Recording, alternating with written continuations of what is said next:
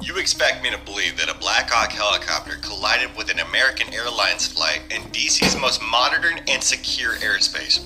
More than expect, they insist. But curious me had some questions, and so I went looking.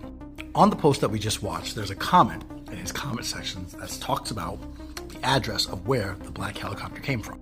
It's Saudi Arabia, which got me here, which on the surface seems legit, right? But I went digging a little bit deeper, which got me to here, which, if you can follow along here, it seems like all things were good until they weren't. Which got me here, and this is where the T is at. And correct me if I'm wrong, but I'm starting to see a pattern, a common denominator of one name in particular.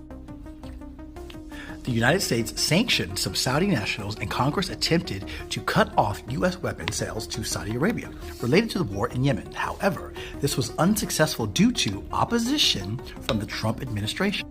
During Russia's invasion of Ukraine, Saudi Arabia defied U.S. efforts to isolate Vladimir Putin and instead strengthened relations with Russia by coordinating the reduced oil output of OPEC countries in October of 2022.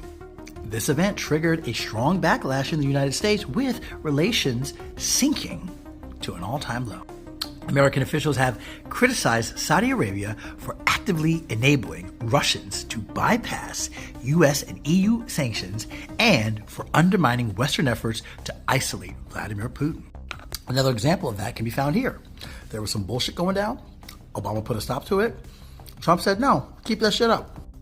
But wait, there's more. Before any of this went down, your boy Trump made some major decisions in the White House. The Aviation Security Committee, which was mandated by Congress after the 1988 Pan Am 103 bombing over Lockerbie, Scotland, will technically continue to exist, but it won't have any members to carry out the work of examining safety issues at airlines and airports. Well, I'm sure Trump had something to say about that, like maybe he was sorry for such a crazy oversight? Swing and a miss. But what does this all mean? Well, since Google is my friend and it's free, I thought I'd ask Gemini, the paid version.